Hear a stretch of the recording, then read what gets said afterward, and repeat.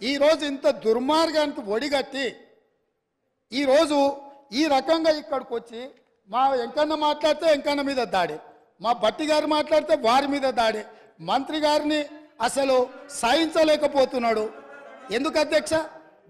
నేను ఒకటే అడుగుతున్నా అధ్యక్ష, ఈ కాళేశ్వరం ప్రాజెక్ట్ అనేది తెలంగాణకు వరప్రదాయిని కాదు అధ్యక్ష, వీళ్ళ పుణ్యమా అని కాళేశ్వరం ప్రాజెక్టు తెలంగాణ సమాజానికి ఒక కలంకంగా మారింది అధ్యక్ష.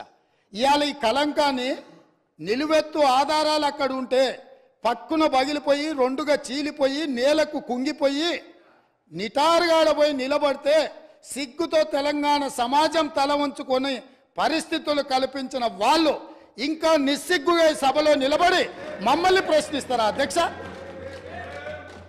ఆనాడు జరిగిన తప్పిదాలను సరిదిద్దడానికి ఉమ్మడి రాష్ట్రంలో సమైక్య పాలనలో తీసుకుంటున్న నిర్ణయాలు తెలంగాణ సమాజానికి మేలు చేకూర్చడం లేదు అనే ఎన్నో ఒడిదుడుకులను ఎదుర్కొని 4 కోట్ల తెలంగాణ ప్రజలకు 60 సంవత్సరాల ఆకాంక్షను అమలు చేయడానికి శ్రీమతి సోనియా గాంధీ గారు తెలంగాణ రాష్ట్రం ఇచ్చింది అధ్యక్ష. అట్లా ఇచ్చిన తెలంగాణను వీళ్ళని నమ్మి వీళ్ళ చేతిలో పెడితే 10 సంవత్సరాల దివాలా తీయించి కొల్లగొట్టి ప్రాజెక్టులు పక్కున బలిగిపోతుంటే దాని మీద క్షమాపణ చెప్పకుండా ఇంకా ఎదురుదాడేంది అధ్యక్ష? ఏంది ఇదా అధ్యక్ష పద్ధతి? ఈ నివేదికని కాదంటాడా?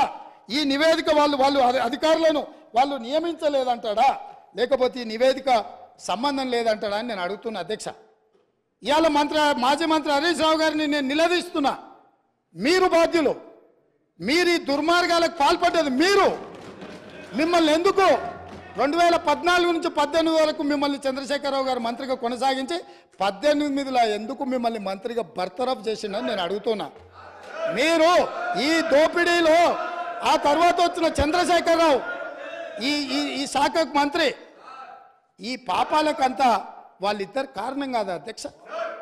వీళ్ళిద్దరు కలిసి ఈ రకంగా తెలంగాణను మొత్తం చెదలు పట్టించారు అధ్యక్ష. తెలంగాణను మొత్తం దోపిడీ. ఇట్లాంటి పరిస్థితుల్లో ఇంకా కూడా ఈ రకమైన మొండి వాదనలు తొండి వాదనలు వద్దు హరీష్ రావు గారు. జరిగిన తప్పులు సరే, విజిలెన్స్ అండ్ ఎన్ఫోర్స్మెంట్ నివేదికిస్తే వాళ్ళని తిడుతుంది, కాగ్ నివేదికిస్తే వాళ్ళను ఆరోపణ చేస్తుంది, వాస్తవాలని చెప్తే మా మీద దాడి చేస్తుంది. మరి మీరు నియమించుకున్న అధికారులు ఇచ్చిన నివేదికని ఇది కూడా తప్పుడు నివేదికనే అధ్యక్ష? ఇది కూడా తప్పుడు నివేదికనే అంటాడా? అంటే ఎటు పోతున్నాము అధ్యక్ష? మనము ఎక్కడికి వెళ్తున్నాము? ఏం చర్చ జరుగుతుంది అధ్యక్ష? నేను వాస్తవంగా ఏం మాట్లాడుతూ మా మంత్రి గారు, మా ఉప ముఖ్యమంత్రి గారు మాట్లాడతారు, చూద్దాము మిత్రుడు ఏమేమి చెప్తాడు. ఎందుకంటే 10 ఏళ్ళ అనుభవంలో ఏమైనా మెరుగైండేమో, ఏమైనా మారిండేమో అనుకున్న. గతంలో నాకు బాగానే పరిచయమో, కానీ ఇంకా అంతకంటే దిగజారిపోయి 4 సార్లు ప్రాజెక్టుకు శిలాపలకాలు వేసిందంటారు. మంచిదే, ఫస్ట్ ప్రాణహితనే ఉండే, చేవెళ్ళ చెల్లమ్మ అడిగితే చేవెళ్ళ దగ్గరకు వచ్చింది. శిలాపలకం వేయొద్దా? ఇవాళ వారి పక్కనే ఉంది కదా చేవెళ్ళ చెల్లమ్మ. ఎందుకు ఆ అక్క కూడా చెప్తలేదు హరీష్ నువ్వు మాట్లాడేది తప్పని? చేవెళ్ళ ప్రాజెక్ట్ ఆగిపోతే అక్కతో పాటు మేము కూడా ధర్నాకు పోయి లోపలికి దిగినాం కదా. వీళ్ళు వచ్చినాక దుర్మార్గం జరిగింది, చంద్రశేఖరరావు ముఖ్యమంత్రి అయినాక దుర్మార్గం జరిగింది. మెదక్ జిల్లాకే పరిమితం చేసుకున్నాడు, రంగారెడ్డి జిల్లాను ఎండబెట్టిండు, చేవెళ్ళ వికారాబాద్ పరిగి తాండూరు వరకు ఇవ్వాల్సిన గోదావరి జలాలను చంద్రశేఖరరావు దిగమింగిండు, మల్లన్న సాగర్కే ఆపేసిండని అక్క ధర్నా చేయలే? తమరు కూడా వచ్చింది కదా అధ్యక్ష. ఇవాళ ఎదురుగ్గా కూర్చొని పచ్చి అబద్ధాలు మాట్లాడుతుంటే మా అక్క మా జిల్లా కోసం మాట్లాడతలేదంటే నాకు ఆశ్చర్యం అనిపిస్తుంది. సబ్జెక్టే ఇది. ఆనాడు దీక్షలు చేసి ధర్నాలు చేసి ఆనాడు రాజశేఖర రెడ్డి గారిని ఒప్పించి మెప్పించి చేవెళ్లలో శిలాపలకం వేసి ప్రారంభోత్సవాలు చేసి 100 కోట్ల రూపాయల పనులు చేసి ఆ పనులను అర్ధాంతరంగా వదిలేస్తే దీక్షలు ధర్నాలు చేసిన శ్రీమతి సబితా ఇంద్రారెడ్డి గారు ఈరోజు మౌనంగా హరీష్ రావు గారిని సమర్థిస్తున్నారు అంటే ఇది తెలంగాణ సమాజానికి మంచిదా అని తమ ద్వారా నేను అడుగుతున్నా అధ్యక్ష. నేను ఆ ప్రాంతం నుంచి వచ్చినాం అధ్యక్ష, వాళ్ళు ఎన్నుకుంటూ వచ్చినాం, మనకు బాధ్యత లేదా అధ్యక్ష? సరిదిద్దాల్సిన బాధ్యత మన మీద లేదా?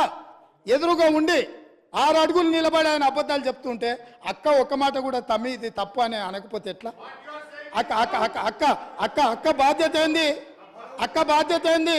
తమ్ముళ్ళు తప్పు చేస్తే చెప్పాలి, తమ్ముళ్ళు తప్పు మాట్లాడితే సరిదిద్దాలి. కానీ ఆ పని చేయరు. ఎందుకు అని అంటే రంగారెడ్డి జిల్లా ఎండిపోయినా సరే, మన ప్రాంతం పడావు పడ్డా సరే, ఇది అధ్యక్ష ఆ స్కూల్ ట్రైనింగ్ అట్లాంటిది. నేనేం తప్పు పడతలేను. ఆ బడిలో చేరంగానే సిలబస్ అట్లా తయారవుతుంది. పెద్దలు మా శ్రీహరి గారు కూడా పాపం మంచోడు, విషయం అవగాహన ఉన్నాడు. కానీ ఆ స్కూల్లో చేరంగానే శ్రీహరి గారు కూడా పాపం ఒత్తిడికి లోనయ్యి వాళ్ళు ఏం చెప్తే అది చెప్పే పరిస్థితి వచ్చింది అధ్యక్ష. అందుకే అధ్యక్ష ఈ చర్చల కంటే కూడా నేను ఒక్కటే మాట అడుగుతున్న మిత్రుడు హరీష్ను, ఆయన ఏం చెప్పదలుచుకున్నా ఏమన్నా చెప్పని జరిగిన తప్పులకు క్షమాపణ చెప్పి ఇప్పుడు ఏదైతే సిట్టింగ్ జడ్జో లేకపోతే రిటైర్డ్ జడ్జో విచారణకు వచ్చినప్పుడు వాళ్ళ దగ్గరికి వెళ్ళి కన్ఫెషన్ స్టేట్మెంట్ ఇచ్చి ఎవరి ఒత్తిడి వల్ల వారి రకంగా ఈ తప్పిదాలకు సంతకాలు పెట్టిండో మంత్రిగా ఉన్నప్పుడు కన్ఫెషన్ స్టేట్మెంట్ ఇచ్చి ఒప్పుకుంటే భవిష్యత్తులో దీన్ని ఎట్లా బాగు చేయాలనో దాని మీద ఆలోచన చేద్దామని తమ ద్వారా వారికి విజ్ఞప్తి చేస్తున్నా అధ్యక్ష.